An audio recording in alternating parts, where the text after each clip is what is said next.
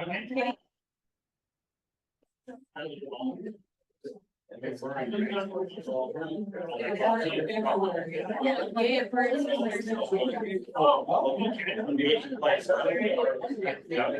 mean, they would die for the next hour.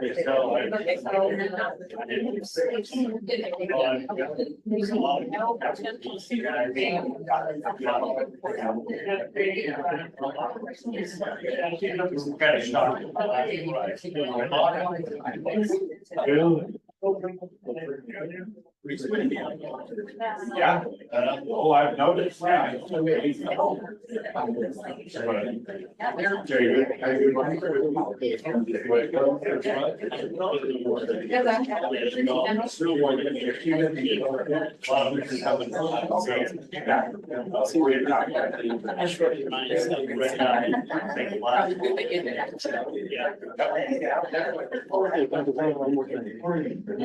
What is it when you're charging them?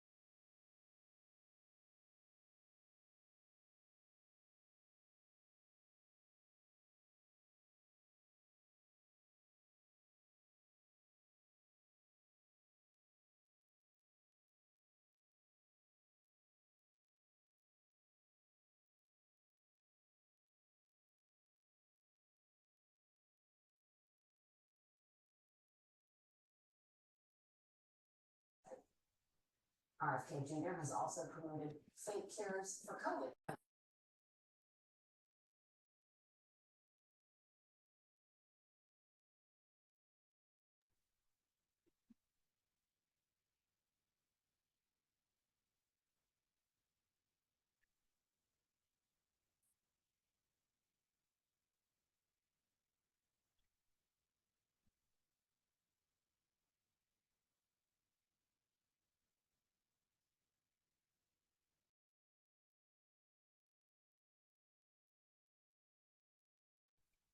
The host muted you.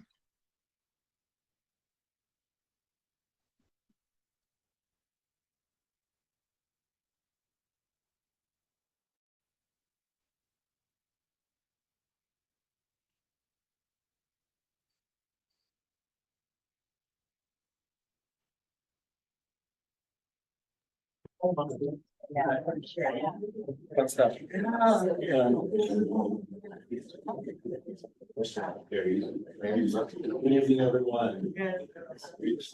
We haven't used this mic system in here in a while, so if it sounds rough, I apologize. My name is Bill Reed, new city manager for the city of North Plains, and we want to welcome you all to our first community meeting about our relook process for the city's UGB expansion plan. This has been a big process and a big deal for the community, and thanks for taking the time to come out and be a part of this. And here's some information, have a discussion. Everybody online, thank you for being here too. We have some special guests this evening. I'm going to hand it over to Steve Faust in just a moment. We'll have a presentation. The merrier. Information, and then but I'll hand it over to Steve to kind of set the tone and agenda for the evening, and we'll go from there. So thank you very much.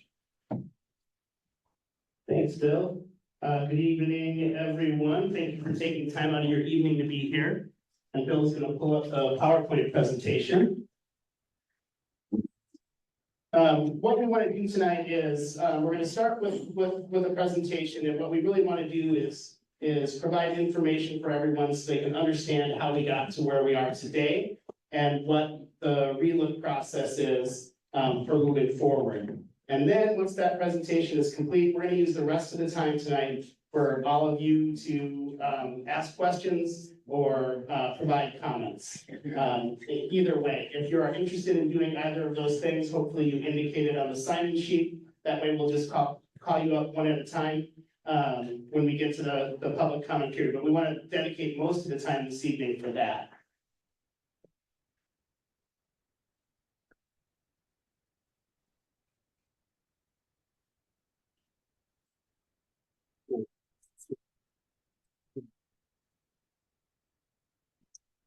I already described the agenda, so let's keep going. Okay, a quick timeline. Go ahead to the next slide, please. A quick timeline on how we got to where we are today. A lot of this work began back in 2016, if not further back. The first thing was a community vision process, the North Plains 2035 vision. That work began in 2016. It was a year-long process that involved a lot of community meetings and a vision task force, and resulted, you can find it on the city's website, but a community vision for 2035.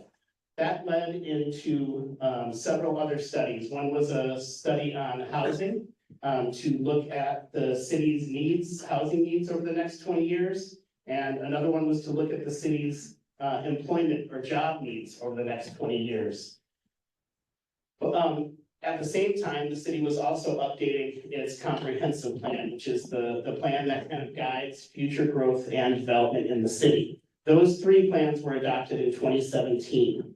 And what the housing and employment studies showed was that North Plains was going to need some more land to accommodate its housing and employment needs over the next 20 years.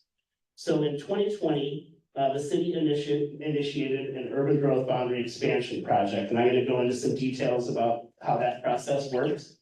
But for that project, there was a project advisory committee that met 8 times, and some of you might have attended those meetings. They were all open to the public and pretty well attended. There were 3 planning commission and city council hearings, project website, newsletter, lots of outreach to folks in the city of North Plains as well. Well, I'll get into the study area later, but even outside the city of North Plains, presentations to the Chamber of Commerce and Washington Planning Commission, and then there it is, direct contact with folks who own property in the urban growth boundary study area. So a lot of outreach. Next slide. In 2021 and 2022, those 2 documents I mentioned from 2017 were both updated with a new population forecast that was put out in 2020. The city went through the urban growth boundary expansion process that's governed by state rules and regulations, and city council adopted a recommendation for expanding the urban growth boundary in 2023. Many of you know that there was then, I think, forgive me if I get my terminology wrong, but a petition went out to get the urban growth boundary expansion onto the May 2024 ballot. In March of 2024, the legislature passed a House Bill 4026A, that said that urban growth boundary expansion decisions are administrative and therefore should go on the ballot.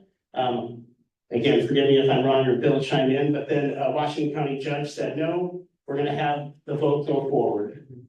And so that vote happened, and many of you, I'm sure, participated in that in May 2024, and a majority of the votes cast, about 72%, opposed the UGB expansion recommendation.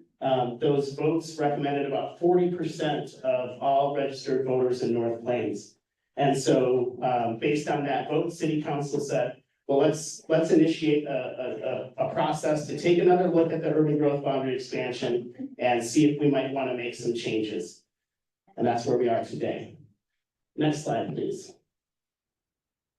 So a little bit of information on how an urban growth boundary expansion happens. Oregon has 19 statewide planning goals. Goal 14 governs urbanization. And so the city needs to amend its urban growth boundary, which City Council did. but then that must also get approval from the county and then eventually approval from the state. And those steps were not taken after the vote in May 2024. I think it's important for people to know that when a city expands its urban growth boundary, those properties are not required to annex into the city. There's many properties that are within the urban growth boundary that stay in the urban growth boundary for a very long time. It's really a property owner's decision whether or not they want to annex their land into the city. Next slide, please. So here's the process of expanding an urban growth boundary that the city went through. I mentioned those housing and economic studies.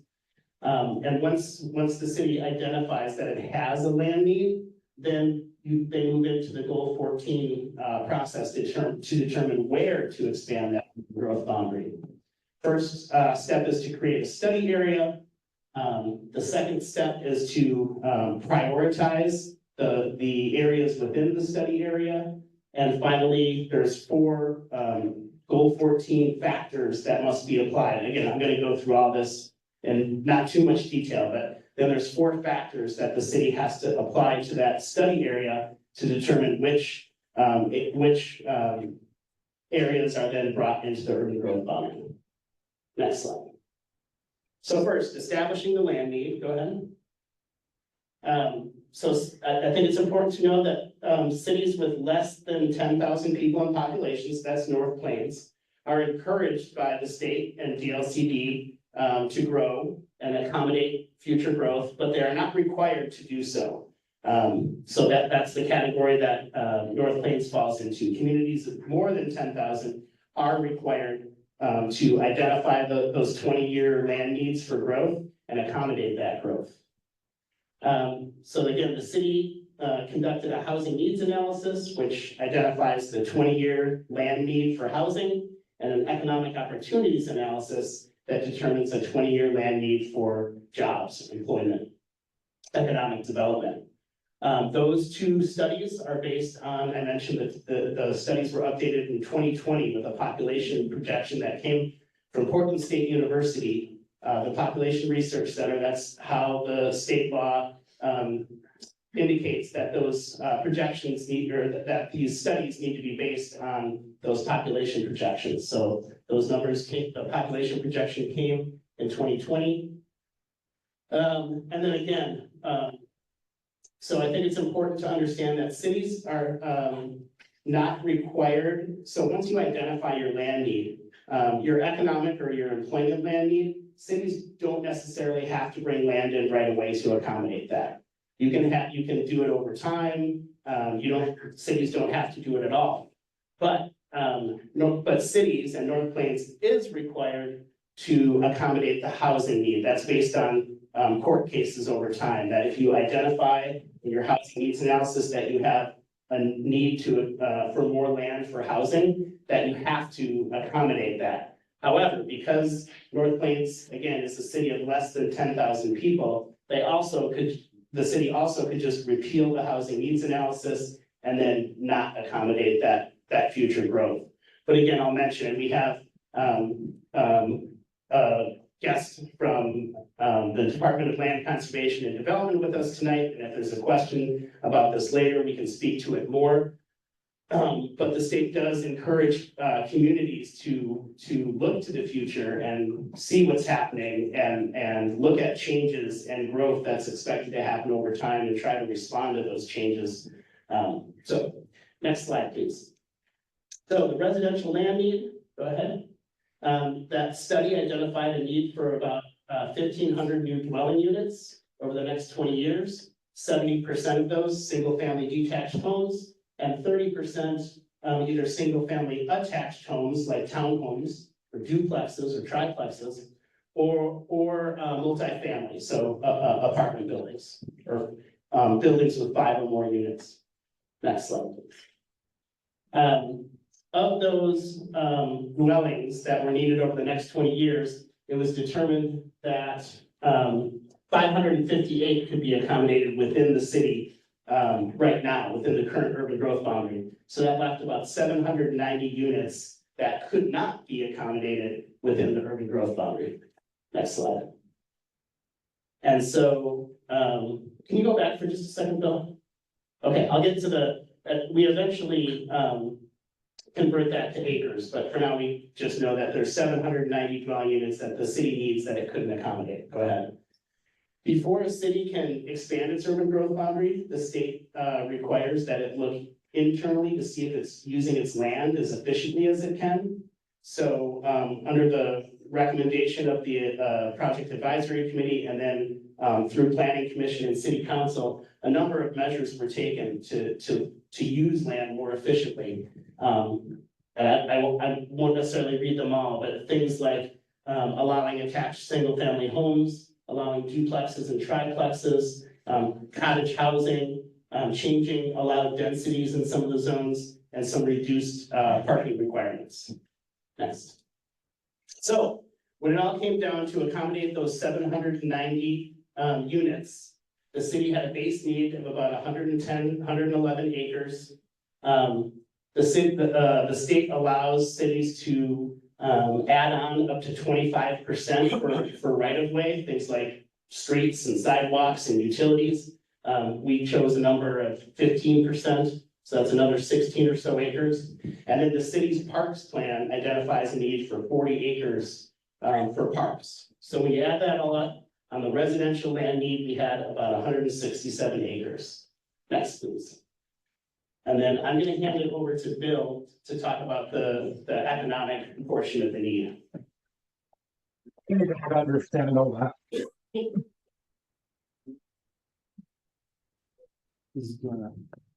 I need a mute.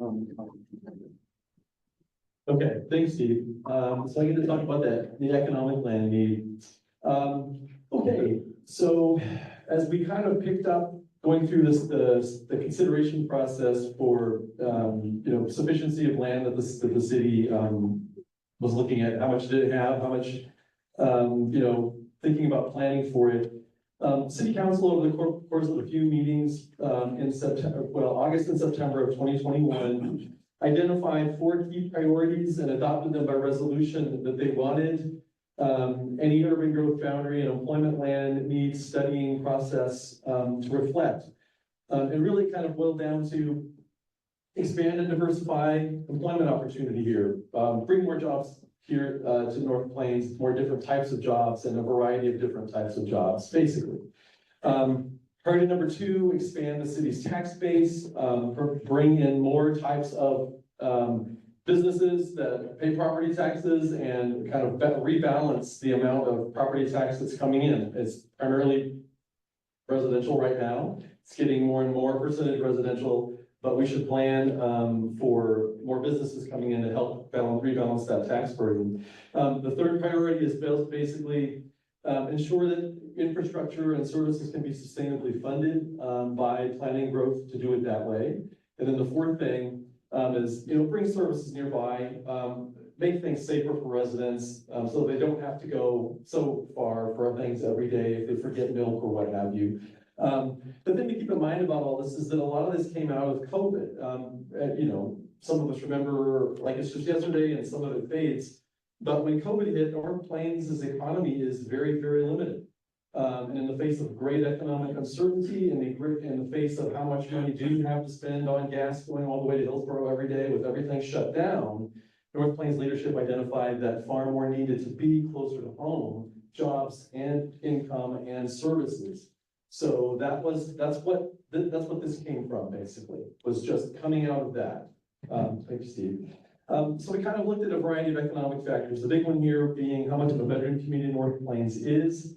There are really only, according to the U.S. Census, only 20 people that live in the city of North Plains actually live and work here. Okay, it's overwhelmingly people coming in from elsewhere to work here, or people who are living here, even more are living here but commuting elsewhere, largely Hillsborough, Beaverton, unincorporated Washington County, Intel, Nike, that sort of thing. So North Plains has a very transitory and veteran community pattern, and this is, census recognizes that. Thank you, Steve. So this is just kind of detail behind the population forecast that the city really kind of took to take a look at not only housing need, but what happens if you're growing a certain amount What should you be planning for in types of employment and employment land need to balance this out? And so basically by 2040 in the forecast that was adopted, the housing needs analysis that was done, the city was looking to have the plan for by 2042, about 7,000 residents. That's really kind of the amount of growth over the next 20, 25 years of the forecast. And so if you have that many people, moving here, you have to also plan for a balance to that, in addition to planning for to balance for what's already a highly bedroom community situation. Thanks, Steve.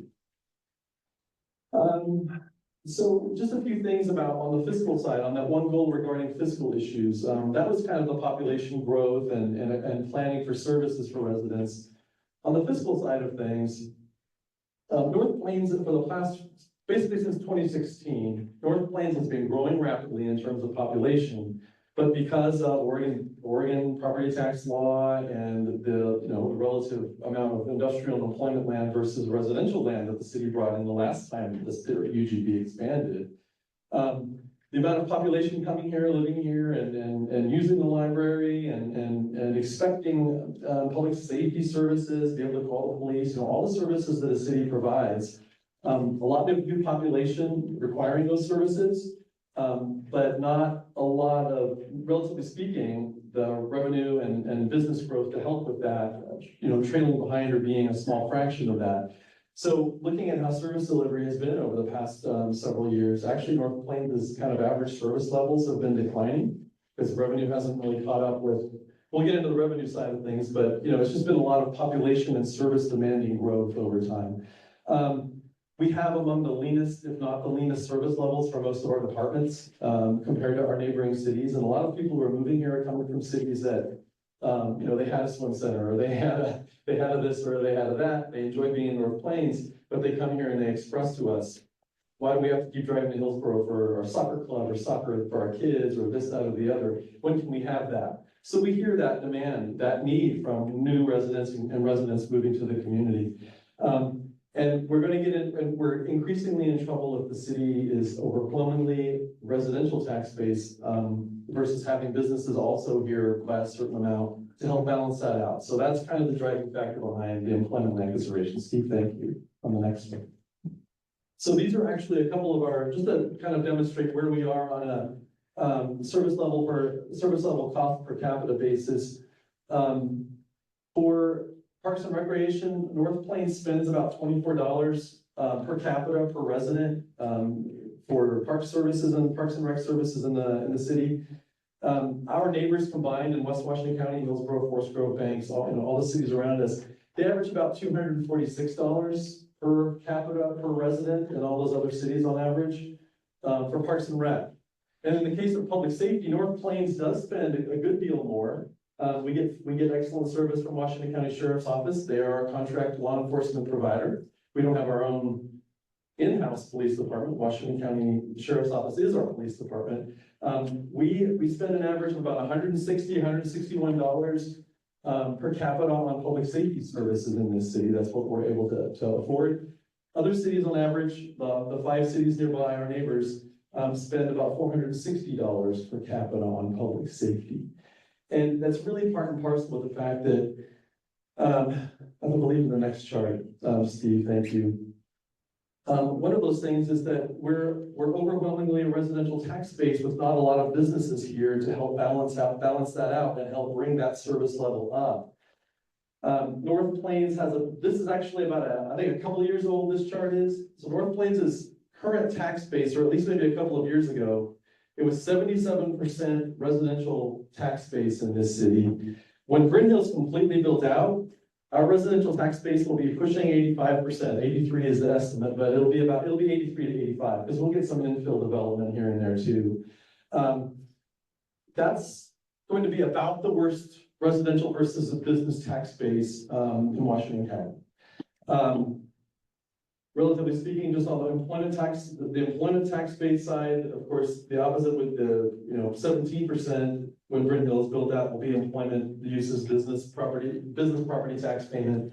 And currently 22, 23%. We haven't fully seen build out full at Bryn Hill, so we're not quite there yet.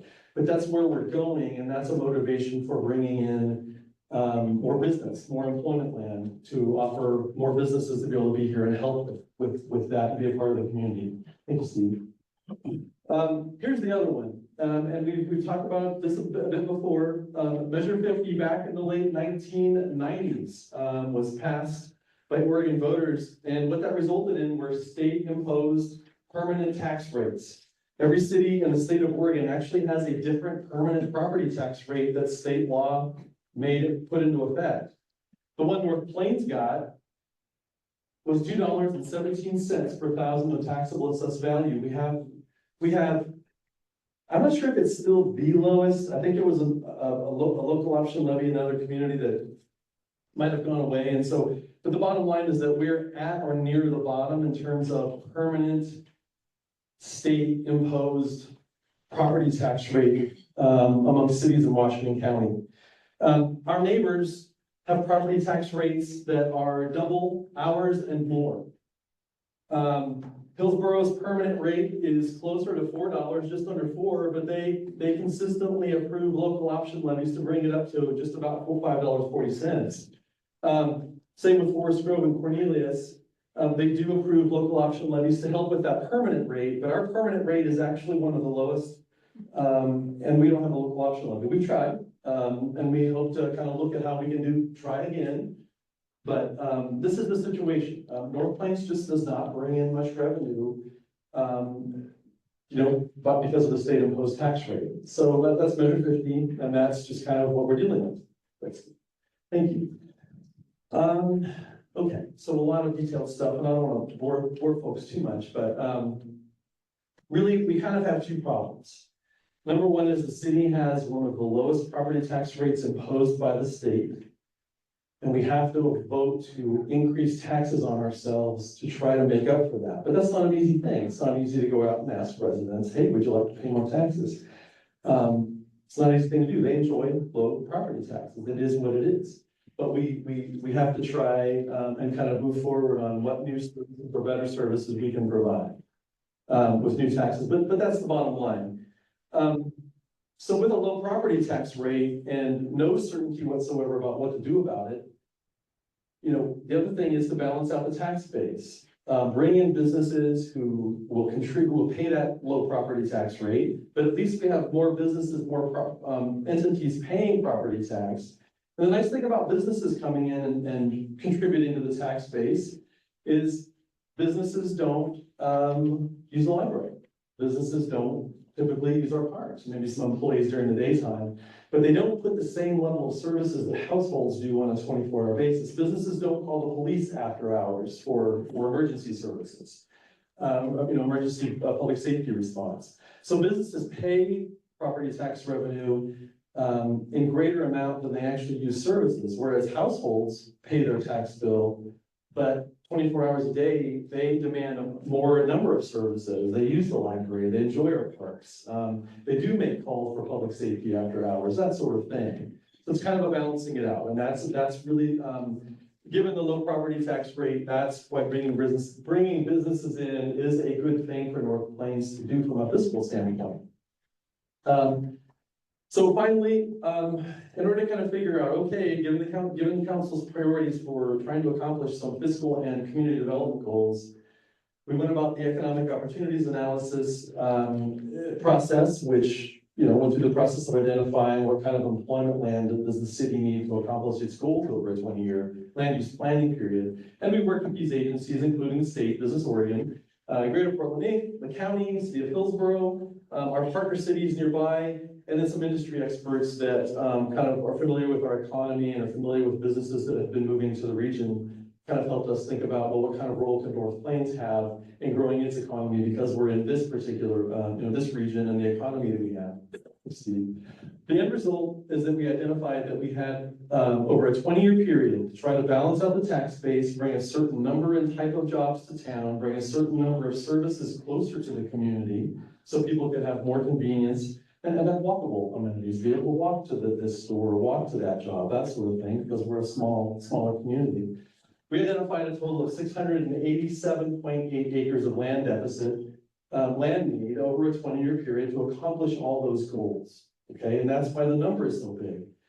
Right now, we have an overwhelming veteran community situation. In 20 years' time with additional population growth, it gets far worse unless we bring in a sizable amount of employment land to balance that out. That was the thinking. That was that, you know, and that's still a valid thought that more businesses being brought in would be good for the community. But this is what was done before and what the land needs were. Most of that was industrial. I mean, we're on the edge of the Washington County. We're closer to Hillsborough and Forest Grove and Banks. So the industry mix will look more like that, but it is mostly industrial land over a 20-year period.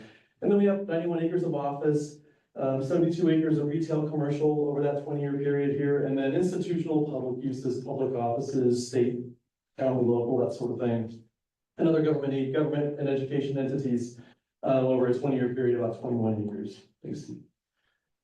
And this is just a breakdown of the sites by size.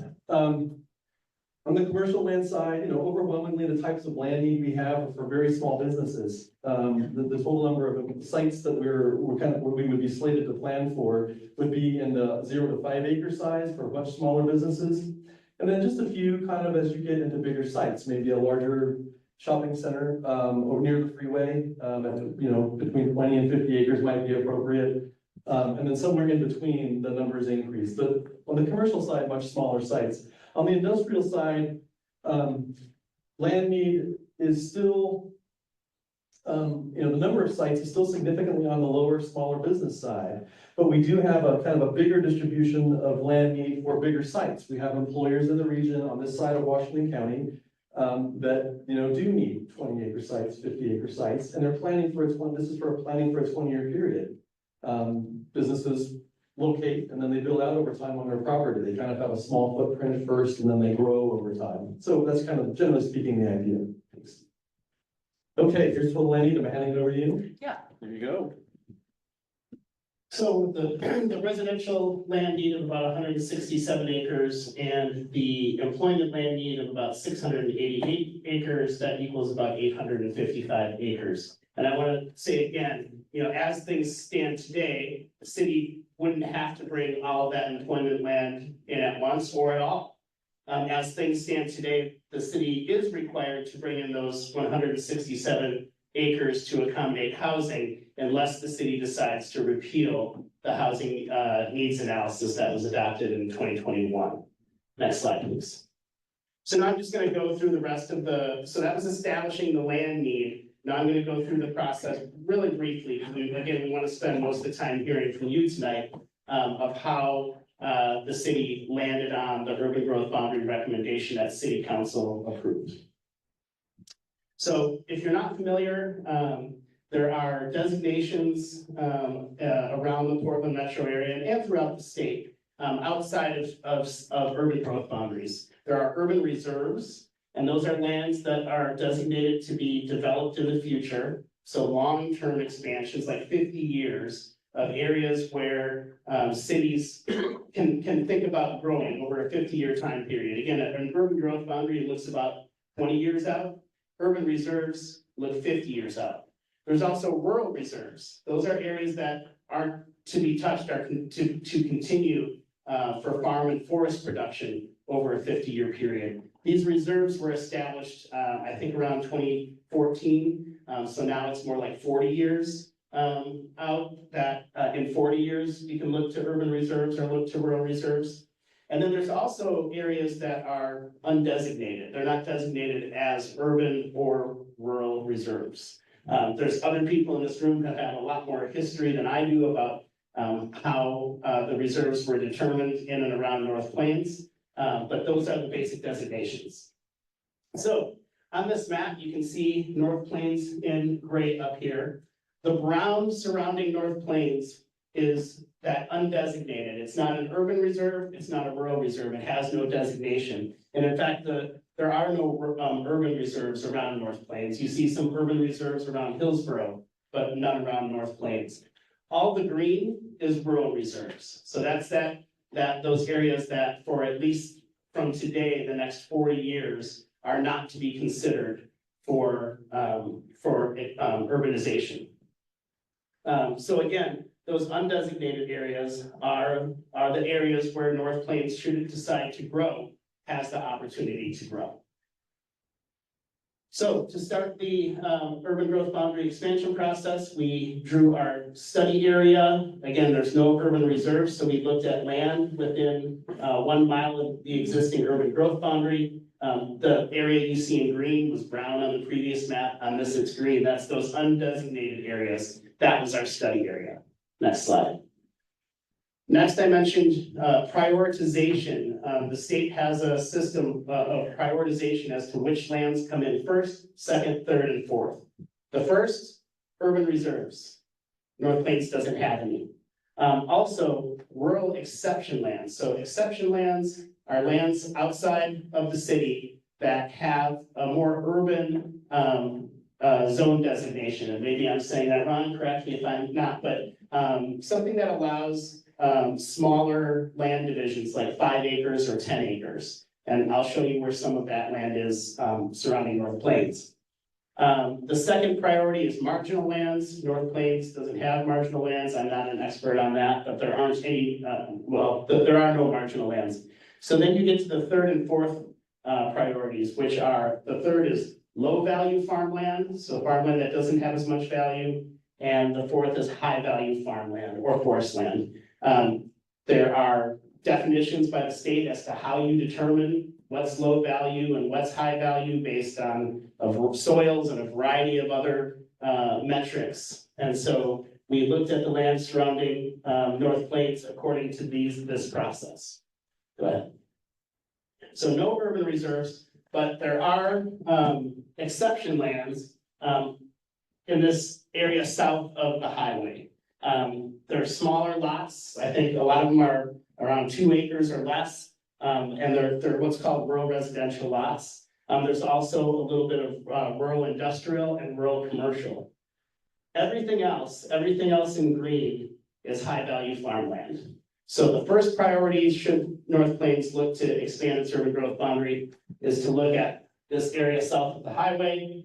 And second is to look at everything else. In looking at the area around the airport, you can see this area that has these slash marks here. Through our analysis, we showed that if that area was brought into the urban growth boundary, because of the housing pattern that's already there, because it's on the other side of the highway and around the airstrip, hard to get utilities to, that area wasn't going to help accommodate that housing need. We're not going to get a bunch of housing around an airstrip. So that area, that portion of that area was excluded from the study. Next slide, please. So what we had left were these sub areas that we needed to assess. As I mentioned, this area, because it has those exception land designations, if the city expands the urban growth boundary, this has to come in first. So that's kind of a given that would come in first. For all the other areas, what is required is an analysis according to these 4 factors that are given by the state, and we conducted this analysis. And the 4 factors are, Bill, go ahead. The first is the efficient accommodation of that land need. So which land can accommodate that need the best? Number 2 is the orderly and economic provision of public facilities and services. So which area is most development ready in terms of water, sewer, road network? The third is comparative, it's called an ESEE analysis, environmental, energy, economic, and social consequences. So again, this is all comparing those sub areas to each other, which would have the least negative consequences if brought into the urban growth boundary. And then the same goes for number 4. Of those areas, which area would have the least impact on adjacent farm and forest activities? So we did an analysis and we compared all those areas. And next slide, Bill. So what we found was the first area to come in, as I mentioned, was that area to the south. That's about 34 acres. That's the first priority. And this, again, is if the city chose to accommodate that entire 855 acres. I should also mention, I know people are taking pictures. We will be posting this to the website where all these documents and studies are as well. You can just Google North Plains urban growth boundary and you'll find it. The second area is the east area, the second area to bring in. And that's because, and can you go back to the map for a second, please? So that's this area right here. This area of the north, the south, the west, and the east. This is the most development ready, where utilities are ready to go to serve new development in this area. This area, I should mention, does not include the Recology site, because again, that can't really accommodate new growth in housing or jobs. So it's the rest of this area was deemed to be the second priority. Go another slide, please. The third area was the north sub area, a natural extension of some of the residential development that's happening there right now. It also, if you could go back to the map again, Bill. Yeah, no problem. It also includes that reservoir, which our advisory committee thought would be a good location for a large community park of like the 20 acres, or I can't remember the exact number of acres, but so that was a factor as well.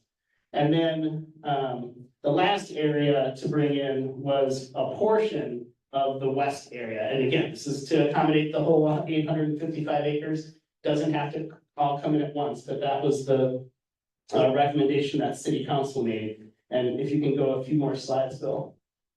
So that area to the west is the least ready for development. One more slide. So, all that the city is required to do is give a boundary, give a line, recommend a new boundary. But in order to draw that line, the advisory committee spent a lot of time thinking about what uses would go where. And so they identified the yellow areas would be good areas for new residential development, and the blue would be good areas for employment, whether commercial, like commercial here, or industrial, like they were looking to in the western portion. So if we take those land uses away, which aren't part of the actual recommendation, next slide.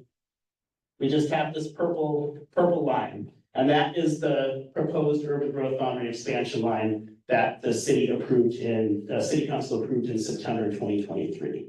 So that's a long-winded way to tell you how we got to September 2023. Next slide. So I mentioned all the things that happened since then, and today we, actually a couple months ago, but we are in the relook process. Next slide. I'm just gonna walk you through the elements of the research of the relook process. So in terms of outreach and education, we developed a frequently asked questions. Pamphlet, did that get printed for today? I don't believe it's printed now. Okay, well, that is posted to the website. And so you can find, we've been collecting all the questions that we've been asked throughout the process and trying to answer those as best we can. So you can get a lot of information in that FAQ document. Again, the project website, there's a relook advisory committee. That group met once in October. And so that was their first meeting, and tonight we're here at community meeting number 1. Bill and Steve and others will also be available if you know of a group, a club, a PTA, a chamber of commerce, a group that would like to talk with them about this process. They'll also be available to do those kind of community conversations. The second step, we're going to be looking at alternative UGB expansion boundaries. The RAC is going to meet again to get ready for community meeting number 2. And at community meeting number 2, we're going to have something similar to this setup, but with maps on all the tables. And we're going to ask tables of you and your neighbors with the information that we've given you to draw what you think would be a good urban growth boundary expansion. And it can be anything from nothing to the current recommendation and everything in between. So that's gonna be, I can't remember the date of that meeting offhand, but that's the second meeting. Next slide, please, Bill. The RAC's gonna meet again to go over what they heard from all of you and work with staff to develop 3 alternatives. We'll then hold community meeting number 3 in this room and have those 3 alternatives. And again, you'll be invited to come and say, you don't even have to vote for one or the other. You can say, this is what I like and don't like about this one, alternative 1, alternative 2, alternative 3, or maybe I don't like any of them. you'll have that opportunity to look at those alternatives. And then the RAC will review that information and potentially make a recommendation to city council, who will go through a regular, planning commission and city council process. And they'll get the recommendation from the RAC as well as all of the results from, the community meetings. Next slide. So, just to wrap up, I want to mention there's also, something called, because you might hear about the North Plains Urban Growth Boundary Concept Plan. So that is a grant that the city applied for from the state and received. The first step, so it's to plan land uses, transportation network, utilities, all the things for an urban growth boundary expansion area. But right now, we don't have an urban growth boundary expansion area. So the first part of the project is really looking at existing conditions, what's there now. That is going to be conducted for that entire September 2023 recommended boundary from city council, just the existing conditions. And then that project will go on hold until this relook process is done and there's a new urban growth boundary recommendation. And then planning will continue for whatever that UGB expansion recommendation is. I want to see if I missed anything. No, that's it. Next slide. Next steps. We can go back to this at the end. So now we'll pause and Natalie, do you have a list of folks who wanted to speak? We encourage you, we're gonna give, just to respect everyone's time, each person's gonna have 3 minutes to speak like you would at a city council hearing. And yeah, hopefully you signed up. If you didn't yet, that doesn't mean you can't speak, but if as the meeting goes on, if you do want to give a comment or ask a question, please sign up on the sheet in the back. Okay, thanks. So the first person is David. That would be me. That would be you, David Wild. Well, that's how you spell that. Hello, everyone. No, please come on up here, please. Okay. I'm used to yelling. I've done a lot of coaching in my life. Thank you. I normally would be probably the last one in the room to speak.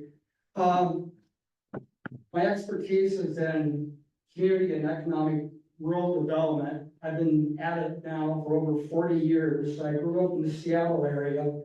I'll be turning 70 in April, and I've had a real interest and focus on sustainable development and how the I-5 corridor has expanded over my lifetime. I've seen a lot of rural land that's been destroyed, and I just think back my days as a kid when my dad was running a sawmill and how they had cut all the old growth cedar off of the Olympic Peninsula, and it was always a story of bigger businesses coming in and taking out the small mom and pops. And when I came through North Plains in August for a car show, I was so enchanted with the way you guys have been able to preserve the quality of life here.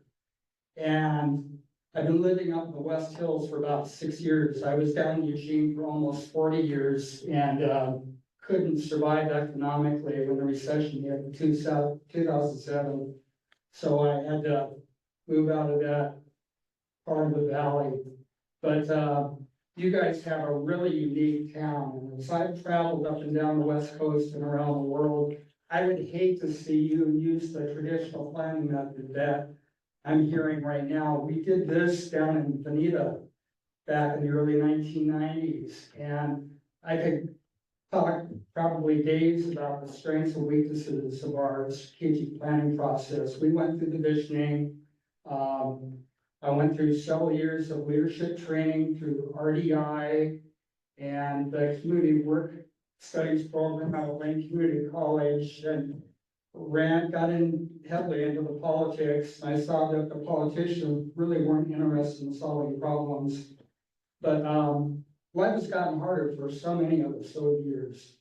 And I would, I guess, challenge anybody who is pro-growth to show us a town or a city that's healthier today than it was when I first started the process. And I would encourage you guys to go in this process. Don't okay anything. I thought it was a good move to elect a new city council. 1 minute. And, because I'm so close up in the West Hills there, I had a chance to introduce myself to Ellie McAdams a few weeks ago and indicated to her that I'd like to share with you what I've learned through these various processes over the years and be your guardian angel if you'll accept me. So I've done a lot of coaching and, again, I know a few ins and outs here and how the different agencies work. So if I can give assistance to you, please holler. I've left my name here and Nellie knows who I am. Thank you. All right, thank you, David. Next up is Glenn Warren. I'll speak to the second meeting. You'll see you at the second meeting. Okay? Just so you know, we're not, this is like, there's not gonna be this type of format at the second meeting. As I mentioned, we'll be sitting around tables matched. There will be opportunities to talk, just not in this same method. Or just letting you know. Okay. Ariel Goodwin.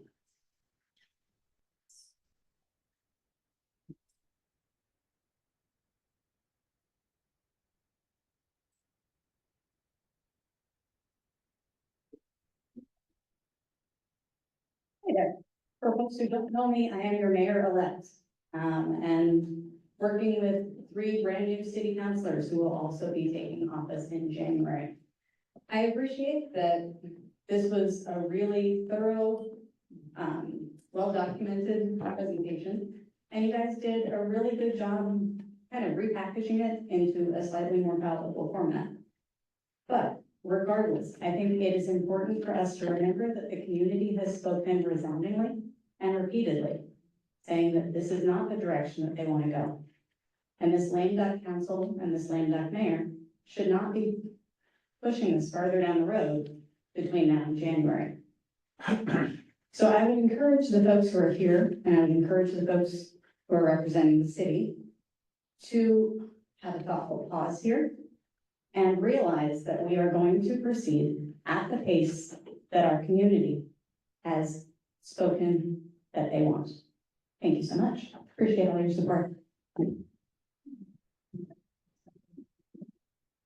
Thank you very much. Next up is Aaron Nichols.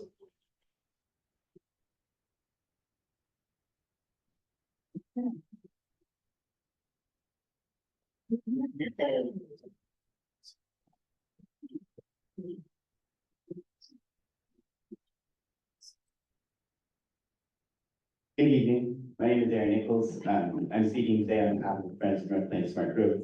We're a community group dedicated to seeing appropriate growth, protection of world-class farmland, citizen engagement, and the planning process in North Plains. Our group brought the May referendum because we, along with the majority of voters, felt the previous urban growth boundary proposal was poorly planned, wrong for North Plains, lacked the necessary community engagement, and was just too large an expansion. We support the recently elected council candidates who ran on a platform rejecting massive growth and demanding that the city listen to residents. And we're glad to see this committee working to engage the community, think through issues, and hopefully come up with a better, smaller plan. I'm not going to read the rest of this actually. I'm a little confused by why we're here. I think that pausing would make a lot of sense, especially after hearing Mayor Goodwin's comments. This process costs money, it costs a lot of time.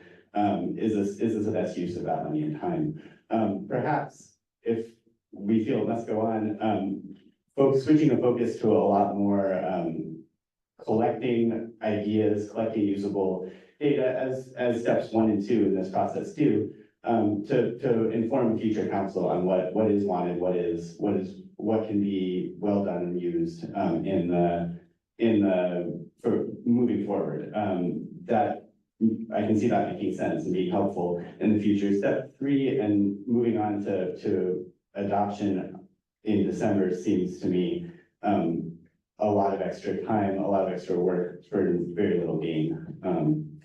So I guess what I would suggest are the first, you slow down, take a look, work towards inclusive meetings that generate lots of feedback and ideas. Rather than spending money on potential plans that lack community buy-in, the city should direct 3J to run a professional engagement process that the city can learn from. I think the city would get a lot of value from learning how to get people to meetings about this sort of thing.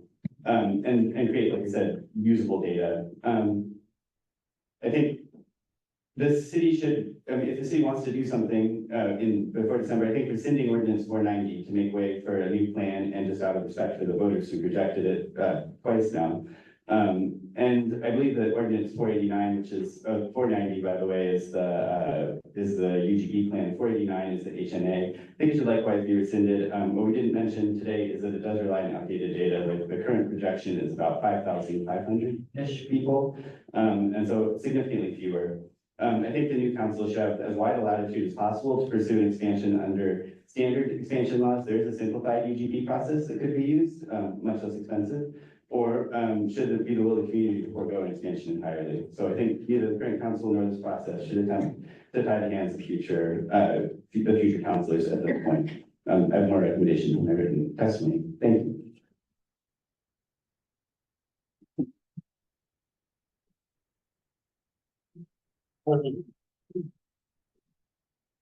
Thanks, Aaron. I just wanted to note two things. And by the way, this time is not just for comments, it's to ask questions as well. I just wanted to note the relook process will not be ending in December. The recommendation that comes out of this process will be going to the new mayor and council potentially in January. So I just wanted to make sure that was clear. And then I just wanted to note, as was mentioned in the presentation, and again, the housing needs analysis and the economic opportunities analysis do use the population from projections from 2020. And the state allows cities to kind of get a population projection locked in, understanding that these processes take a long time and are pretty complex and cost money. And sometimes they take longer than 3 years. And if cities had to start over every 3 years to redo all those studies, there'd be a lot of money spent and nothing would get done. I will note that under the new Oregon housing laws, another new housing allocation for North Plains is going to be coming out in January of this year. So there is kind of these continual population projections, and there's a reason why we used the 2020 numbers, because each population forecast is kind of a snapshot in time, right? And it's to avoid that redoing work over and over again and spending a lot of money without any sort of action. So just wanted to clarify that. Sue is next up.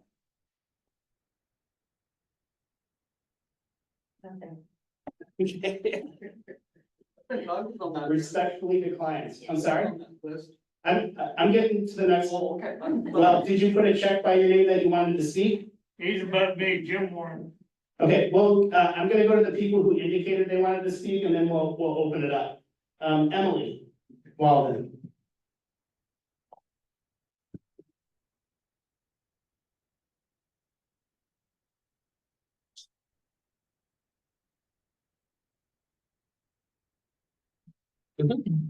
Hi, my name is Emily Waldron, third generation North Plains resident, and I actually sit on the real committee representing unincorporated 97133. I think I'm just gonna ask a few questions. One that's a lot of people have brought up is why we're using these old numbers. I know we have the right to, but as it was mentioned earlier, so much has changed because of COVID. The way people are working, how they're working, where they're going, if they're commuting, all of this stuff has shifted. I think we've also seen a huge change in community involvement in the last few years in this country.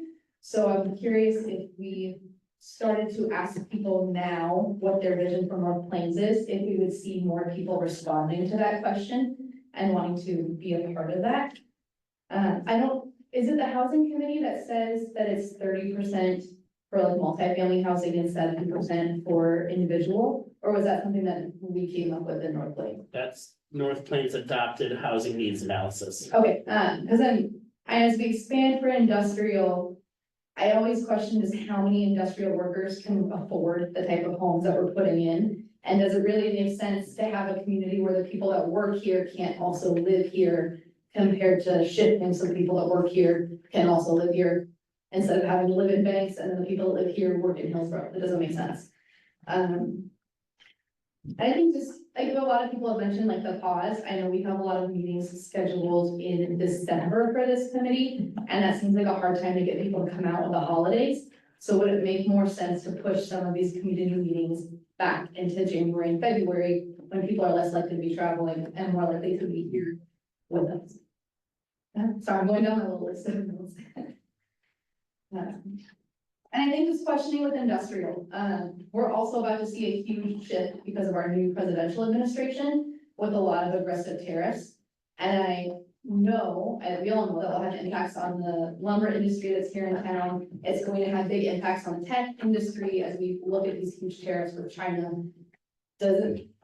I just see there being a big reason for a lot of the evidence that we're using today to not make sense in a year as to how we're making decisions, and are we thinking of that when we're coming through and making these choices? Thank you. I'll address a couple and then you. Okay. I think I addressed the old numbers, but again, I think what I can tell you is that the idea was to not, disregard the work, the community, input, the dollars that the city spent on a lot of these studies, over the process that I described earlier. And that's the reason why the state allows cities to kind of lock those populations, projections. And again, as I mentioned, there's another one coming out in January. So I think it's really a question of, being responsible with fiscal resources. And I will let Bill address the other three. Yeah, sure. Did you get them all? I think so. Okay.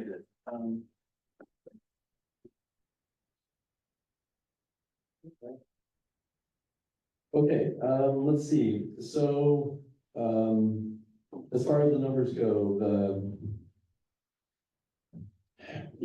as far as, it's a good question about industry and, what's the industry growth potential and what's the impact of the current administration, and those are all extremely good questions. Part of my answer is, it's kind of the same with the population forecasts that are done every 3 years. You look at what you think is a good idea of a 20-year path for the economy. The EOA that we did goes through the process of identifying what are the key industry sectors here, and it's not it's less speculative. It's more based on really what's the highest probability given what we have here and how those industries will perform over time. And it's a 20-year period, 20-year forecast. So I know there's a lot of uncertainty right now, but built into that whole process was, it's over a 20-year period, and there will be fluctuations over time. We've seen that the tech industry fluctuate over time. So it's a choice of, do you lock in and work with what you think is the best guess even when conditions change short term, or do you scrap and do it again and spend the money and the time? It's a policy choice is what it boils down to. So that would be my response to that. So and then by the time you get a new study done, we're on the back end of the current new administration and things change again. So it's a lock in or don't lock in question, sort of like with the population forecast that we talked about. As far as the jobs housing balance goes, the jobs that we have, how much do they pay, the housing cost. There isn't really a requirement in planning employment land need and housing land need to match those up in terms of affordability. We can't guarantee that the housing we're planning is going to be matched up with the jobs. We've tried, in the housing needs analysis, we have tried to plan in a variety of newer types of housing, higher density for sale homes, attached housing for rent, that sort of thing.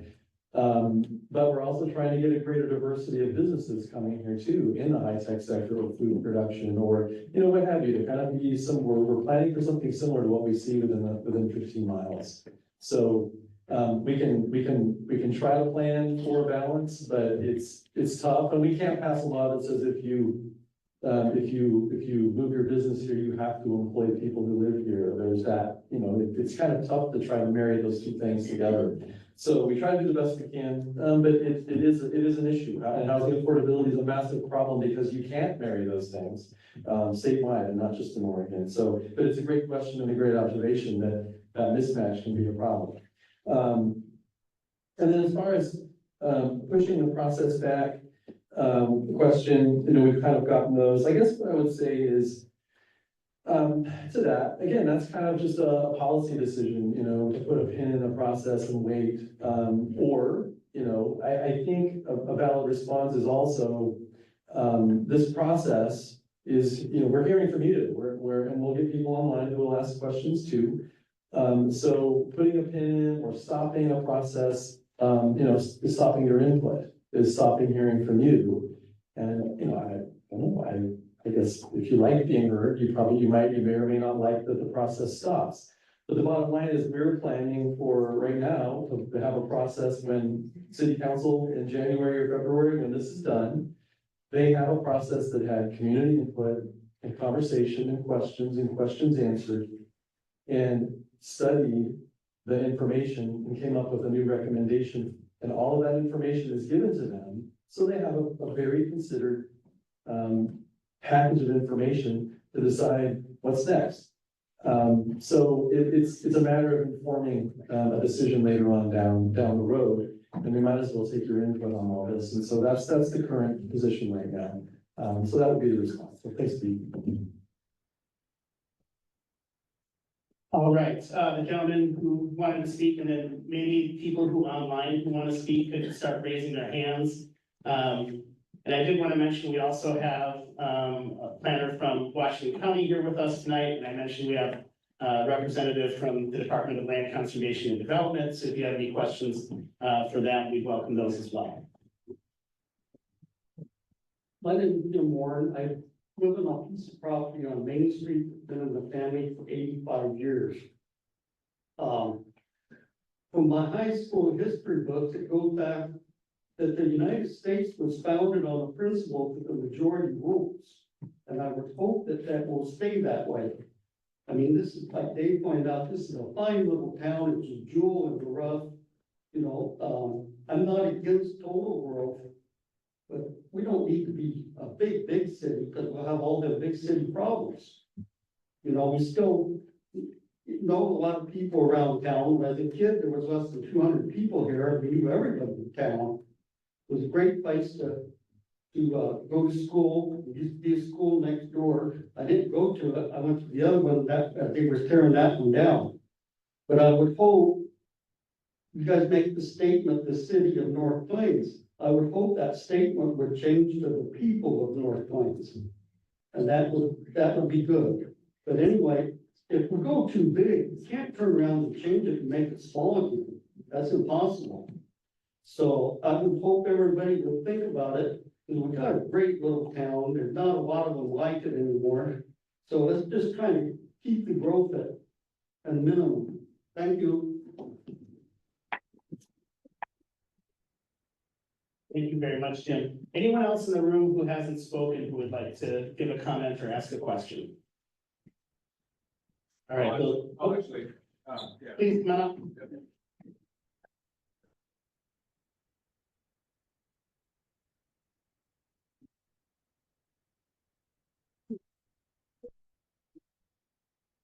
Thank you, Dave. Yeah, Aaron Hockett. Okay, thanks. Yeah.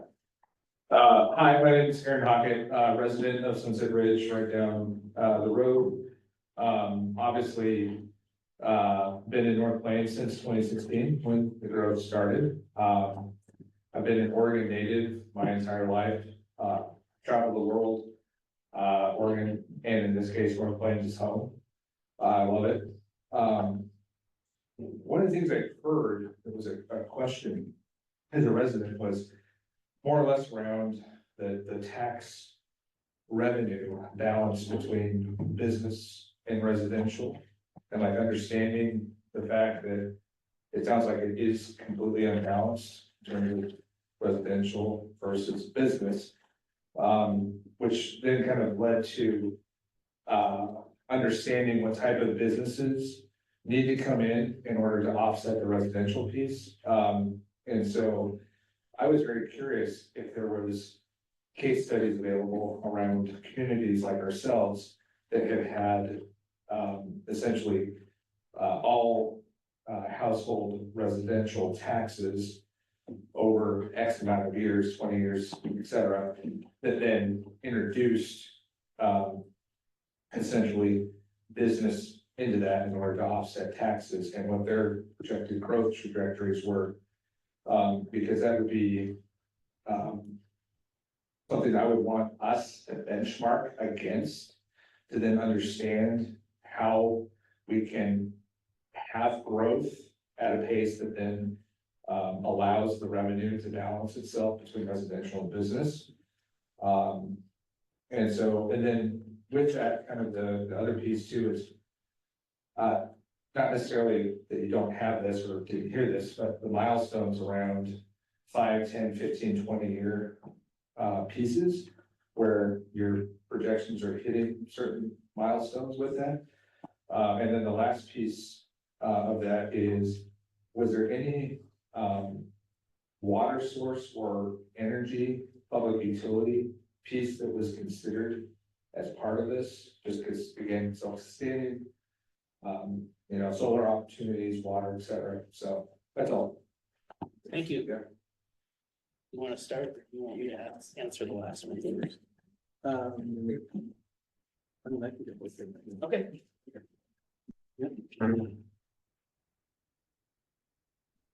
Okay, thank you, great questions. I'll start off with your question about case studies, and you mentioned, you know, have there been any case studies? Let me make sure I want to restate it properly. You know, do we have or have there been case studies done of bedroom communities that specifically, you know, planned and added business and what happened, that sort of thing? Very specifically, no. I mean, we didn't go out kind of and look for examples and that sort of thing. So we didn't do that. But it's a good question. I mean, who started off as a bedroom community and what did they do about it and how successful were they? I think is what you're getting at. So those are good questions. I don't have the specific answer to that right now. I mean, I know different communities in Oregon that have kind of different balances that are more bedroom or not, but has anybody documented it? I think the only community recently I know of that's kind of documented the impact of going on the higher end of business growth to try to change the city tax base and services is Whitburn. They have actually documented some of the impact of expanding their UGB and what it's done, that sort of thing. That's the only one I can think of, but that one, they hadn't studied it when we went through this process. So we can look into that one and see if there are others, absolutely. On the question of water and energy, yeah, actually a requirement of the EOA, the Economic Opportunities Analysis, is to document where power energy utilities will come from. And during that process, we actually got letters, you know, clarifying and you know, stating that there would be, for this amount of growth, the potential, you know, would be able to serve, you know, PGE, Northwest Natural. We get our water from the City of Hillsborough Joint Water Commission. Actually, as a point of fact, so you all know, you may or may not have kind of seen the agendas of city council meetings, but we just actually finished a feasibility study of an aquifer storage recovery system. And city council heard from our consultants that we have the ability to store a vast amount of clean, safe water underground over on the east side here in North Plains. 900 or more feet down in an aquifer that is below existing wells, well past their depths. And so, like other cities that have done this, it's feasible for North Plains to do that, to store several hundred million gallons of water. So we're going to look into how that might happen and how it might be funded. But the engineers that look at that for other cities came and looked at what our situation. We have the ability to do it.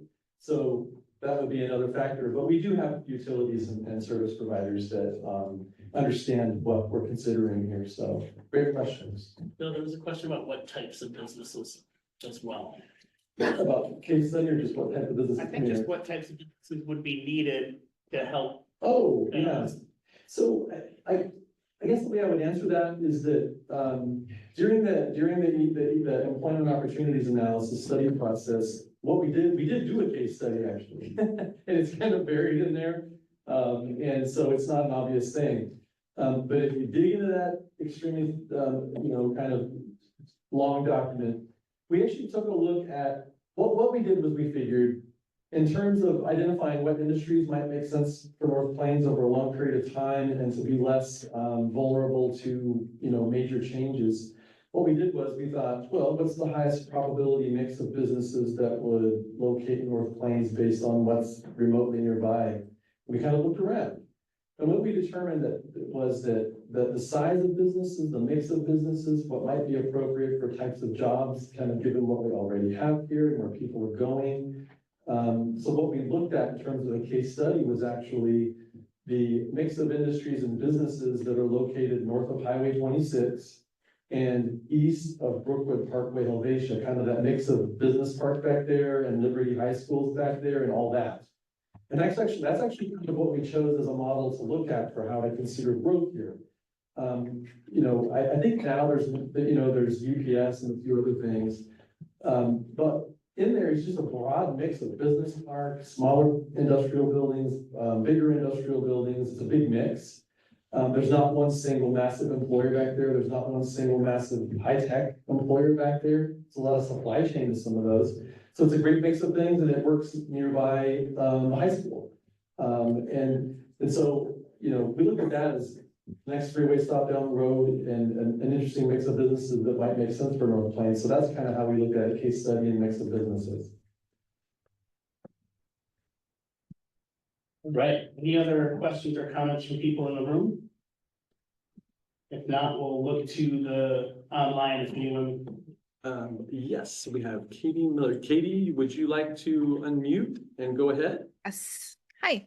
Yes. I have a comment and a question. I guess I'll start with my comment. And I think it piggybacks a little bit on what Emily was saying about how a lot more people work from home these days. I think probably 80% of my friends in North Plains work from home now. So for what that's worth, I just wanted to throw that in there. But my main question was, how is the city financially? Is the city okay financially? Is it in debt? Because what it feels like is like there's some sort of desperation for more money. And are we not able to handle what we need for basic services right now? Or can you comment on that?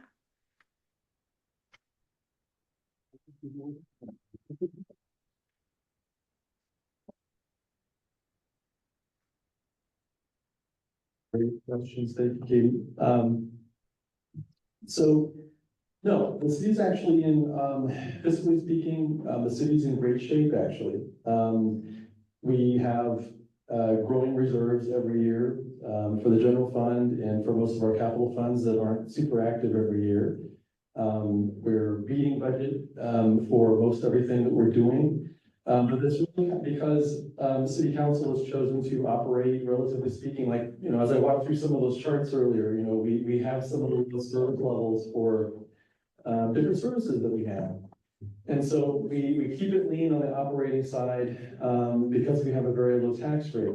I think when we talk about fiscal challenges for the city, Katie, and anybody else who might be concerned about that, what we're talking about is that North Plains is seeing a lot of growth and it's seeing a lot of new homes coming in. But the problem is that with such a low tax rate and demand for more types of services from the people who are moving into North Plains, a lot of people with families moving in. What we're talking about is avoiding far worse problems in the future because we're adding nothing but housing that is households we're glad to have here, but they're households that demand a far greater number of services from the city. And we're not, relatively speaking, adding businesses to our economy. And we're talking about problems that we're going to have in the future if we don't avoid them. You can't turn a ship on a dime.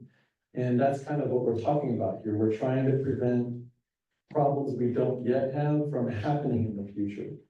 And I guess the bottom line on that one is that, there are a lot of other cities in the state that have a far worse, have these problems that we're trying to avoid.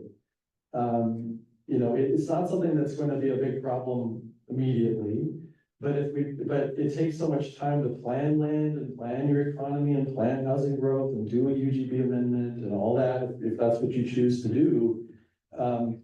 We're trying to do it in a way that avoids the problem of that other cities have had, Measure 50 and 3% tax bills going up, but costs going up 4 to 5% in a good year if inflation is low, because just costs go up, the cost of construction, the cost of this and that and the other. So it's just fiscal challenges that the city doesn't have yet, and we want to avoid by planning appropriately. That's the idea. But right now, and as far as debt goes, yeah, we do have debt. The urban, we kind of have to, cities borrow to do big things. All the transportation projects around town that you've seen, new sidewalks and that sort of thing. The North Plains voters in 2021 approved a local fuel tax. And we used that revenue and we bonded for projects, and we put in sidewalks, we put in the walking trail with the bridge, the walking path over Cay Creek, and we have a walking trail that connects Sunset Ridge to the main part of the city, and we put in a variety of things, but that required debt bonded by the local fuel tax. The urban renewal agency that we have has to operate on debt. That's actually state law. It can't just spend revenue as it comes in like a general fund. We actually have to borrow, and then the revenue, the increment that comes in, we actually pay that back. And then, anytime a major capital improvement project, you have to borrow if you don't get blessed with a gigantic grant.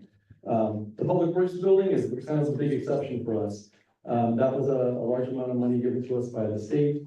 And so it's something that we have to pay a part of, but that was a kind of a major benefit we got from the state of Oregon. So that's what's helped us fund that. Otherwise, we have to borrow, and we have the revenues to pay it back. So it's a matter of avoiding future problems that take a long time to avoid. But if you encounter those problems, it takes a long time to get out of them. That's just kind of how it works. So that's what this is about. So thank you. Bill, is there anyone else online? Oh, yes. Yeah, I saw Andrea Flanagan first, so if she wouldn't mind unmuting. Hi, my question is community meeting number 2 the only time that people are able to provide feedback on their preferred map designations? Thanks for that question. The answer is no. We will put together an online option for people who can't make it to that second community meeting that will allow that same opportunity to indicate their preferences for an urban growth boundary, what that might look like. So, so people who aren't able to be here and do that in person will definitely provide another option. And I'll also say, I can't remember if the website has a comment section, but you can email staff at the city, Bill, Steve, anytime you want, if you want to share, as another avenue of sharing your thoughts, your opinions, your preferences. Thank you. Great, thanks. And then we had Michelle Anderson, if you want to go ahead and unmute. Hi, this is Jeremy Anderson. Can you hear me? Yes, we can. Thank you. Yeah, so I've heard a lot of conversation in this around increasing the number of businesses in the area in order to meet our economic development plans, and that the need for services relative to those is what we're trying to plan for. And it kind of seems to me, and I would like your response to this, that we're sort of creating the problem that we're trying to solve, right? Where we're importing people who don't live into this city, creating low-income jobs for people who don't live in this city. There's very little that I've heard anything about of creating jobs for people who actually live in this city, or creating residential living opportunities for people that would be affordable for people who would work in this city. And so, like, what is driving the need for us to grow this city other than growing the city? And are we just creating the problems that we're trying to solve, or are we solving a problem that hasn't even been created yet? Seems very circuitous to me. Yeah. Thank you. So, no, great question. The first thing I will say, is reinforce what Steve said about, Oregon land use planning, for a community the size of North Plains. If you're less than 10,000 population, there's no law that says you have to grow. But at the same time, it's a policy choice by a community, to grow. You're not required to do it, but it's a matter of finding it to be important to add housing. It's important, it's to find it important to add, businesses and different types of jobs and that sort of thing. But with more people, yes, comes demand for services, comes demand for shopping and dining and, this, that, and the other. And so that creates demand for employment land. And that's kind of where you see this, if you want to call it circular, or if you want to call it, kind of builds upon one another. That's not a bad observation at all. What I'll say is that the employment opportunity, economic opportunities analysis that was done and adopted that came up with the employment land need, it was very specifically done to calibrate enough growth so that in a 20 years time, enough growth in businesses over a 20-year period, that the tax base in 20 years from that business growth would be around 50% in 20 years time business, compared to the housing and the population we have now, plus the housing and population that we were planning for in the housing needs analysis. So that in 20 years time, the plan that you heard about and all the documents and land need you heard, when those two are done, when growth is done after a 20-year period, the tax base is about 50-50. So it's kind of gauged to go together.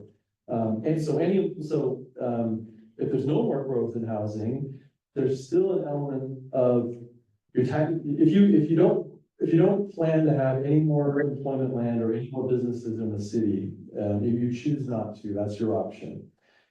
You still have a bedroom community of about 85% housing tax base and 15% employment tax base. That's if you do nothing about your employment growth. Okay, you just choose. We're not gonna do housing, and we're not gonna do employment. So even if you chose to do no more housing, you have this really imbalanced tax base. So it's legitimate to say we're going to grow employment and business count and land for businesses to correct, at least to rebalance what we have now, if we don't want to grow more housing and population. But if we do grow more housing and population with the housing needs analysis we have now, and the housing land need we have now, then you do need more employment land to balance that out in addition. So that's the idea. It's not common to try to link the two. I mean, if you look at other cities in the state, it's kind of more, we want to do this much employment land, we're updating, this is our population forecast, we're going to grow this much housing. It's not common to very conservatively try to plan the two together at the same time to accomplish some kind of balance in a way. But that was the intent with all of this. So it's important as you think about all this, if you do nothing now for population growth and add any more housing, if that's what's decided, you have a very imbalanced tax base right now. So it's legitimate to think about more employment land to kind of balance that out. If you add more housing over time, then you definitely need to think about more employment land to balance out that tax base and have businesses help pay for the services that right now are overwhelmingly being paid for by the residents alone. And as we showed the charts earlier, other communities around us, it's more balanced out. There are more businesses there helping to fund those services, better level of services. We provide very lean services right now because of the imbalance. It's just, they don't have that balanced tax base. So that's what we're talking about here. I'm just gonna add one more piece to what Bill said. You mentioned about housing affordability. and Bill, you mentioned people coming to this community, but I think it's important to note that it's also planning for the children of people who live in North Plains now, and I think you're all aware of where we're at in terms of housing prices. One of the things the housing needs analysis does is when it talks about the units needed over 20 years, it breaks it down into income brackets that the city can plan for different types of housing for different household incomes. I think, yeah, one of the things North Plains would be looking to do is plan more a greater variety of housing types that different household incomes can afford. So housing affordability was mentioned, and I just want people to understand that planning for growth is not just people coming from other communities into North Plains, but it's for North Plains residents as well. And I think that goes for jobs as well. Is there anyone else online, Bill? Yeah, I have a Kay Magwood. Please go ahead and unmute, and we'd like to hear from you. Thank you. My name is Jackie Dyke Magwood, and I have a question I'm hoping you could share with the participants this evening. How many acres are not developed currently within the city of North Plains, and how are they zoned? And can they change? Can the city council go through the process to change the zoning to accomplish employment opportunities? Thanks for that question. There's very little, and Bill, if you have more specifics, but we know there's very little undeveloped land other than the Bryn Hill area that's building out, right? Yeah, Bryn Hill is in phases 4 and 5 now, so they're almost built out. Okay, so Bryn Hill's almost built up. One of the things I mentioned earlier, before you can expand an urban growth boundary, you have to look inside your current urban growth boundary and make sure you're using land efficiently. The city identified a number of, I mentioned just different changes in terms of allowing different types of housing, some smaller housing types, changing some regulations around parking, similar things. Unfortunately, there's not a lot of land for those efficiency measures to apply to. So it didn't really reduce the overall land need because there's just not vacant land in North Plains anymore. So, if there were vacant land and the city had, a great need for jobs, but not a great need for housing, the city could look at doing things like zone changes and other options. But unfortunately, there's just not much vacant or buildable land in North Plains to meet that 20-year forecasted need. Oh, is there anyone else online? I don't currently see any. Can you see Joanne Sefton? Go ahead. I see Joanne. Oh, Yeah, I didn't see your hand, but go ahead. Yeah. I can't figure out a hand. I'm on my phone. I wanted to point out or ask for your point of reference. If you have anything we can refer to that tells the cost of building infrastructure for industrial land compared to the cost of housing or small businesses that would employ people.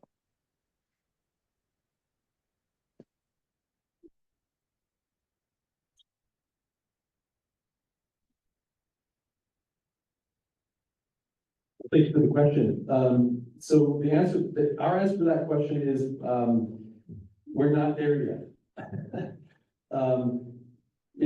This process, for a city like ours, of our size, with our own urban growth boundary, our own urban growth boundary to have and plan, the first step in the process before digging into those questions, the state requirement is draw a line. I mean, study the suitability of land of where you might put a new urban growth boundary, but first put a line on the map. And then after you do that, and it goes through the process and is adopted by the city, the county, approved by the, county does its own ordinance that's compatible with the new UGB, and then the state, adopts it. All that process. Then you comprehensive plan it basically. And that's when you get into those things. So in one of the later slides you shared, ODOT and DLT, the Oregon Department of Transportation and the Oregon Department of Land Conservation and Development have a transportation growth management program. And that program awarded the city roughly $230,000 to do that planning, which includes an infrastructure finance plan. And addresses that question actually. So we're not there yet. But the state has granted us money to look into those sorts of things and come up with what makes the most sense. How best to finance it and do it in a way, with a variety of tools that other cities have used with their urban growth boundaries, to make sure that, I'm not gonna overly distill it down to one phrase, but, what commonly gets said as, growth pays for itself. We want existing residents and taxpayers whole for, with any growth that comes. So that's what the point of the infrastructure finance plan will be. But growth doesn't pay for itself. I'm sorry, I didn't hear you. But growth doesn't pay for itself. That's what you're saying now about the growth we've already had, that it didn't pay for itself, and that's why we need more growth. Well, in terms of infrastructure, it depends on the type of growth you have. Again, I think the challenge that what we're trying to avoid by planning this a new urban growth boundary expansion is to avoid the mistake or the challenge that has been created by how the last urban growth boundary expansion happened. It was mostly residential. And so now we have a situation where we're an overwhelmingly bedroom community. And so to reverse that to balance that out, the point was to look at more employment land and more businesses here and paying taxes and buying water and that sort of thing to create new and different types of revenue to balance things out. So the previous expansion brought in a lot of residential land and that brought a lot of families, and we have new parks and we have a lot of demand and new services with our library and things like that. But at the same time, it was honestly too balanced or too much in the direction of residential, and this is in part of trying to rebalance that to be more fiscally sustainable with more growth that creates resources. It doesn't create the demand for services like households and housing does. But isn't there in the study of urban planning a clear wait, isn't there a clear reference for how much infrastructure cost there is? And wouldn't it be better not to look at doubling the size of a tiny town? So again,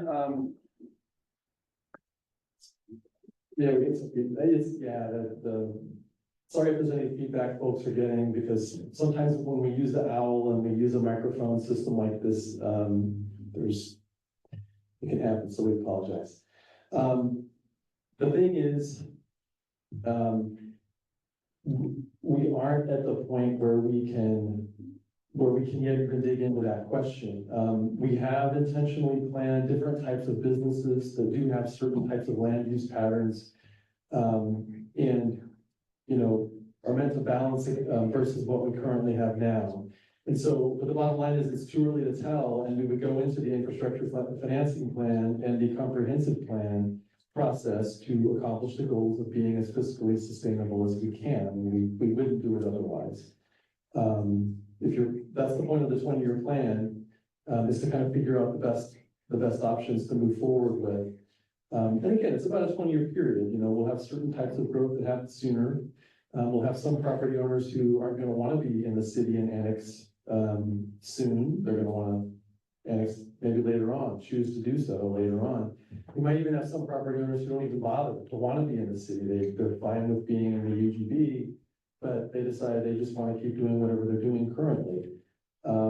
So we don't for sure know what we don't know that the city limits are going to expand and be consistent with an outer urban growth boundary. We don't know that, but we have to try to plan for what comes. But that's the next step. That's what the state is provided a grant for, is to figure out how best and put a plan in place that best balances that and avoids fiscal problems. So that's the best way I can answer that question for you, but thank you.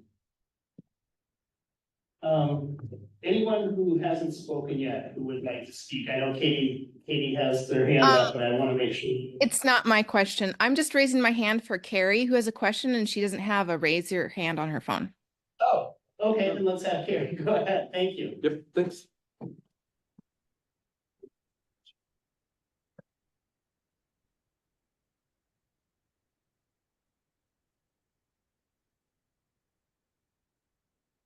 Carrie, did you unmute yourself, Carrie? Can you hear me now? Yes. I'm sorry, I was Yes. talking and didn't realize I wasn't unmuted. My name is Carrie Davenport, and thank you, Katie, for helping get my hand up in here since I was calling in and not online. I've been listening in, and although part of it was muffled and I couldn't hear super clearly, I wanted to bring up two kind of comments and observations, and then one's more of a question with clarification, if I could.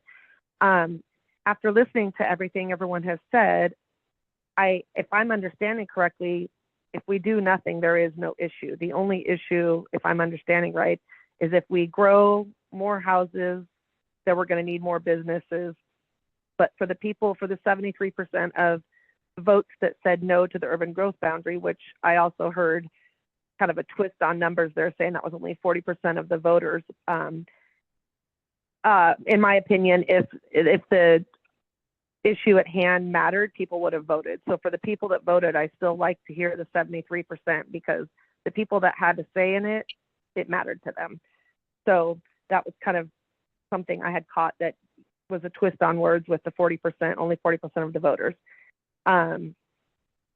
And then also, I guess where my question and clarification that I'm looking for is, where's the push coming from to need to have more workability here, that people in North Plains need to be able to work in North Plains, live and work in North Plains? I heard one of the previous questions mention something about affordability. The types of jobs that I imagine that we would bring in here would not be the kinds of jobs that would be able to afford housing in an area like this with the cost of living right now anyhow, if we're just doing small businesses, restaurants, grocery stores, whatever. So I guess I'm just looking for kind of a wrap-up clarification. If I'm understanding right, if we do nothing, we're okay. It's only if we grow that we have to do all this other stuff. And then also the clarification about the working here and living here. If you could please expand on that. Thank you. Thank you. Yeah, thanks for your question.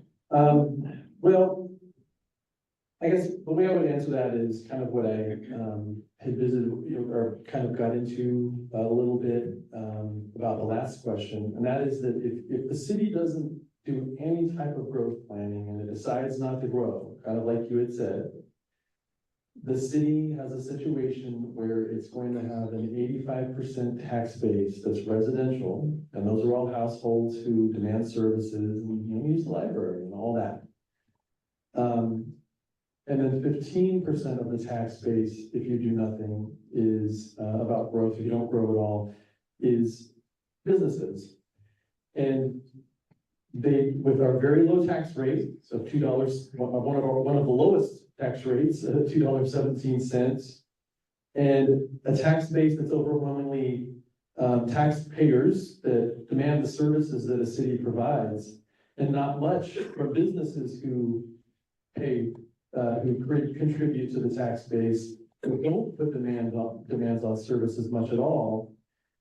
You right now, if you don't grow at all, have that problem of your residents are the ones who are overwhelmingly paying for services that are very limited.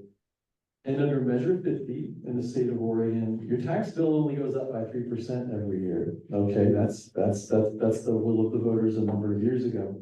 But again, the problem is in a city with a very low tax rate, very lean services, and a tax base that's overwhelmingly residential, if you don't grow at all, then that 3% annual tax bill increase from the same people living here and no more growth, costs every year go up 3% if you're lucky.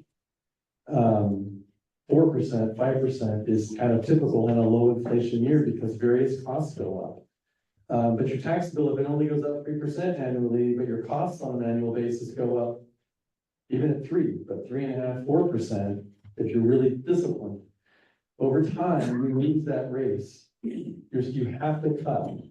And right now it's a lean service city. You know, it's not like, you know, if this were a much bigger city with a bigger tax base and higher tax rate, I bet you could find fat in the budget. But right now, if you really wanted to cut and slash, you're cutting into the bone here. We had 1% of our general fund goes to the Parks and Rec Department. Our tax rate is so low here that a full 50% of our budget goes to the priorities public safety, police. That's priority number one for budgeting for city council has been. 51% of the city's general fund budget goes to public safety. And our service level right now isn't much different from what it was about 5, 6 years ago. Because inflation and a low tax rate has meant we haven't been able to increase that much. We did just recently, we were able to bump it up to 3.0 FTEs rather than 2.75 full-time equivalent. But the bottom line is, there's a very low tax rate here. People enjoy that, and there's nothing wrong with that, but that's a state-imposed rate.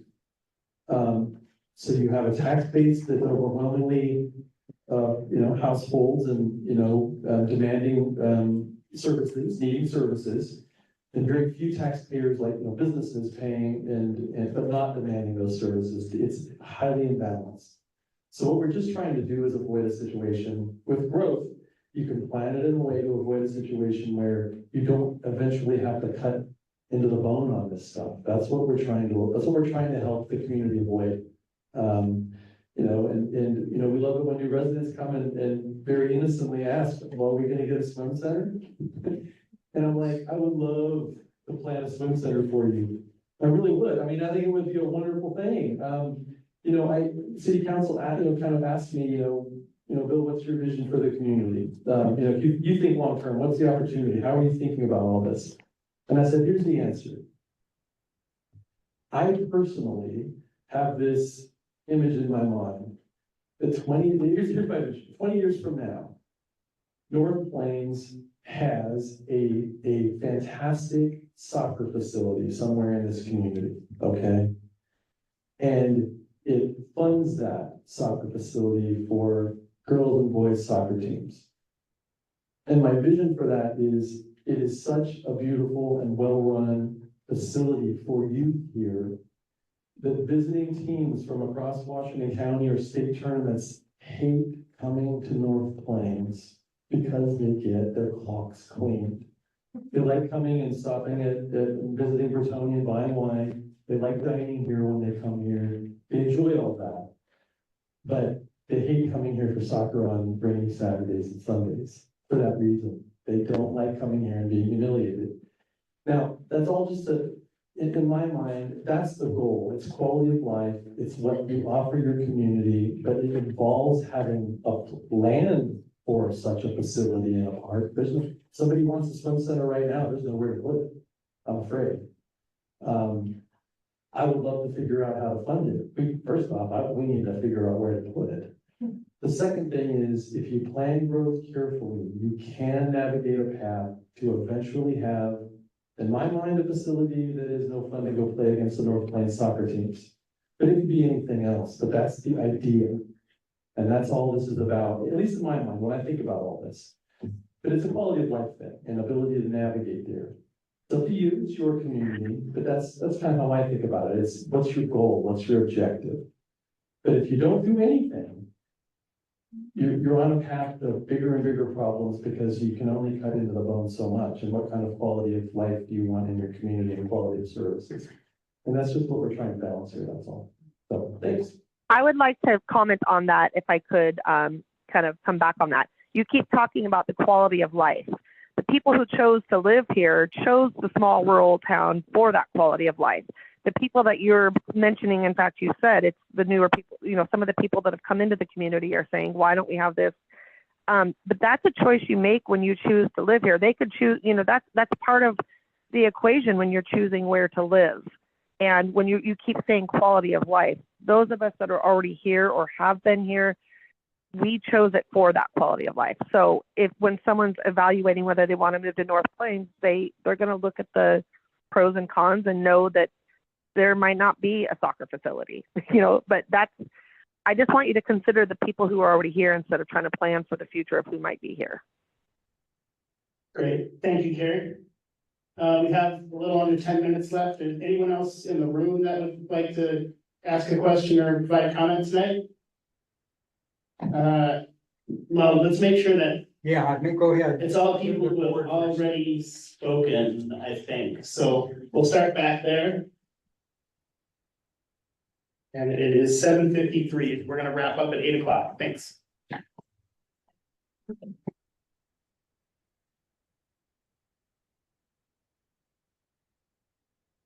Hi, I'm just wanted to ask if when we do the map boundary in a few weeks, if we can also include almost like an essay portion that people could tell us what their vision of a perfect North Plains is. Yeah. Because I feel like there's a lot of different things and everyone has different ideas, but I want to know like, what is your perfect vision of North Plains? From like, when I think about it, I like the idea of having dining in North Plains. Brookwood to me is like hellish. To think of like all the data centers and all the boxes and like everyone, you have to drive to everything and all of this. So like, to me, that is not an ideal to be thinking of when we're talking about going North Plains. But I would just be curious for whoever shows up, like, the spot they can put 3 sentences of what is your perfect vision of the best North Plains that it could be. Yeah, thanks for that. We will have a way for people, individuals to give their comments about their, vision, for lack of individuals and groups. So the tables who do the maps, we usually have a little area for big ideas, and that's kind of like what inspired you to draw this boundary the way you did. So yes, there will be an opportunity both for tables, but we'll also have like a comment form or something for individuals to record their own thoughts as well. Let's go to Michelle.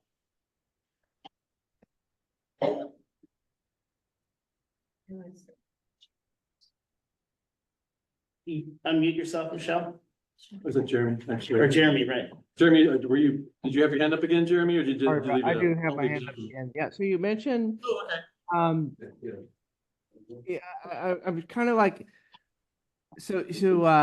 I work for Amazon. I'm a cybersecurity engineer, and we have a saying that, in God we trust, everyone else bring data, right? So like you talk about that, that what we wanted to try to do is to ensure that we have these things, but where is this what the people are asking for? Is this what the people of this city want? Why are we trying to pursue these things? Is there evidence that there is a need here? Is there crime data to support the need for more policing?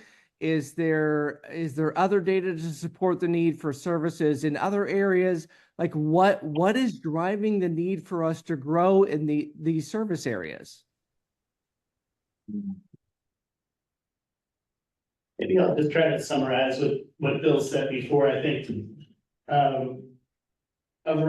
two things come to mind. One is, Bill, you mentioned that people have already come to you and expressed a desire for certain things that the city doesn't have. So there is, maybe it's not quantitative, but anecdotal or qualitative. There are some people in the community who would like to see some services that the city doesn't have now. And Bill, correct me if I'm wrong, but to say it a different way than you said it before, the quality of life that North Plains enjoys now, over time, there will be limitations on maintaining that as inflation, exceeds the tax rate. So I think that's the way. Is it going to happen overnight? No. But over some period of time, North Plains may see the level of service that it gets from its library, sidewalks, police, those things. There's a potential for that to decrease over time as expenses increase and revenue decreases. So just kind of summarize that. All right, anyone else? Please. I think this will be our last for the evening, so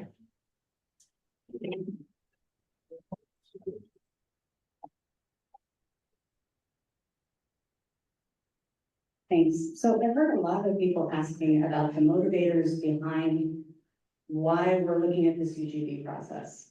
And truly, I feel that it's been a bit disingenuous, that when we look at the campaign donations for this most recent election, real estate and property owners who would be positively impacted by a massive urban growth boundary expansion are certainly appearing to be a factor.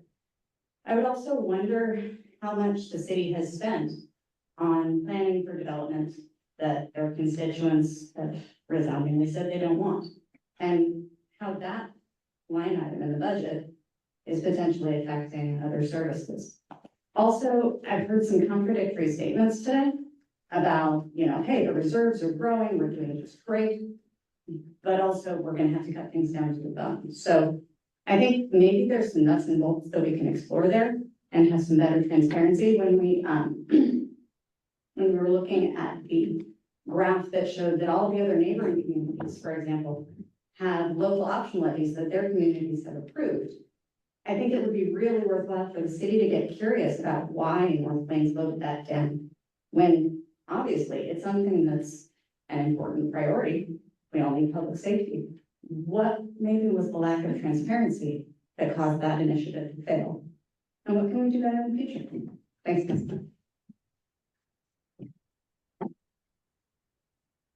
All right, well, I want to thank everyone who's joined us this evening and shared your comments and questions. We hope you stay involved as we move forward with the reload process and continue this process. Thanks to everyone who joined us online.